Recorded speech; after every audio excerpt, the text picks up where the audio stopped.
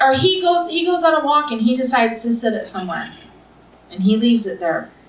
And some happenstance, my daughter or my son decide they're going to go walking through the woods and they see this watch.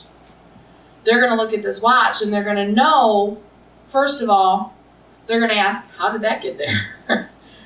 But they're going to know that that watch was made by somebody. That watch didn't just get there by accident. And that watch, all the gears and all the wheels didn't fall from the sky and land in this perfect position and then make itself a watch and then all of a sudden it functions and tells time by accident. It all fell from the sky. Why? Why do we not believe that? Because we know if there's a watch, there's a maker. There's a designer of it. It's not that hard of a concept. When I buy a piece of clothing from the store, I know that there was a designer behind the clothing.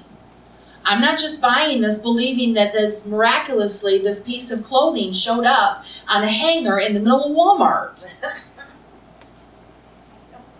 Or Catherine's, or wherever you shop. But when you buy a loaf of bread in the grocery store, the wheat and the yeast and the milk and all that's in it didn't just miraculously appear somehow on the shelf. You know when you're picking it up that somebody made it. Now, first of all, it has their stamp on it. It has their name. When we were kids, we were really into Cabbage Patch dolls. And you knew who made it because all you had to do was turn around the Cabbage Patch and on the back side of the behind, there was a stamp. If it was a real one, there was a stamp on the behind cheek that told you the manufacturer. There was something there.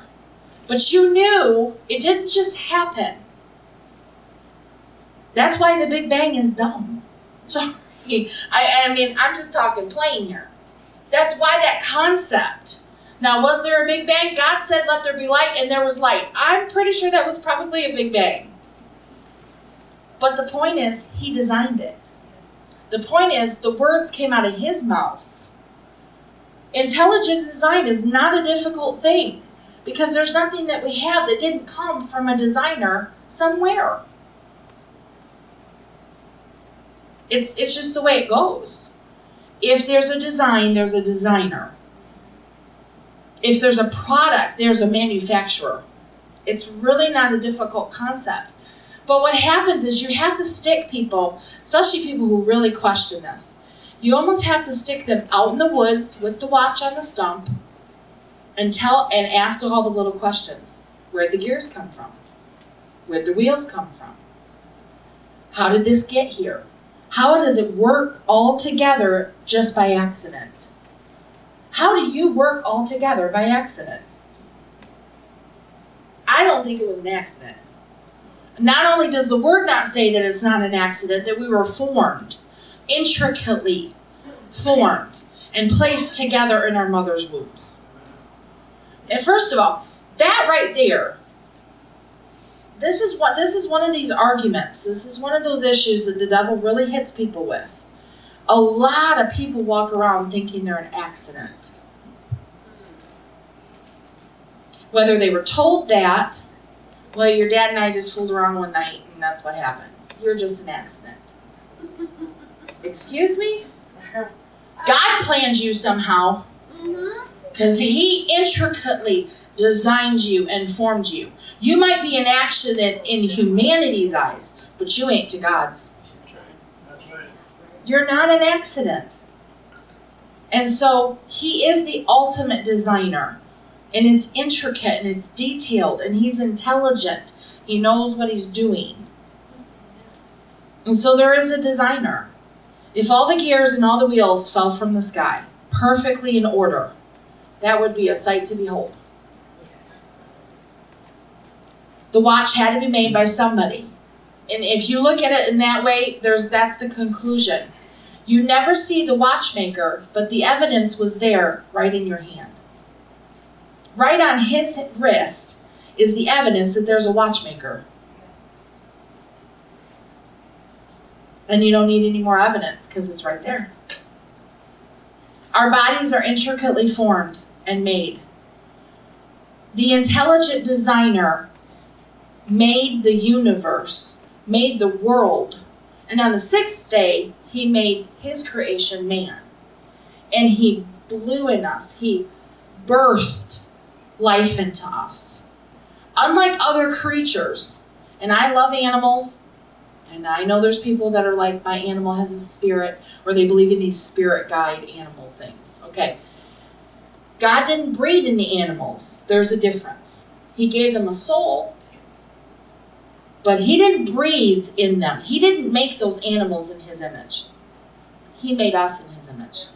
A 3-part being, body, soul, and spirit. And he breathed life in us. Do I believe there's animals in heaven? Yes. I very, very much do. Okay? But God breathed in us. That's actually why he gave man dominion over animals. So this whole concept of we came from a monkey, you might be the missing link, but honey, I'm not. Amen. That's just the way it goes. You might be missing a link. That's a good one. You're missing a few fries in that Happy Meal. But no, I didn't come from some monkey. And when we actually believe that, you know what will happen when you actually believe that you're that way? You believe it's okay to act like an animal. You believe, you will change your belief and begin to think that it's okay to not even have self-control. You can just do whatever you want. Well, that's just how I feel. You have no control of yourself? Well, because you think you're an animal. And so that's why it's important what we believe. It is important that we teach our children, that we teach our grandkids, that we teach that they came from God with a purpose. An intelligent, designed purpose in their life. Why? So they don't think they're just an accident that just roams around and does whatever they want. There's a purpose to our life. Your DNA literally has God's thumbprint in it. It has his marker. He tells you who you are. For you formed my inner parts. You covered me in my mother's womb. I praise you, for I am fearfully and wonderfully made.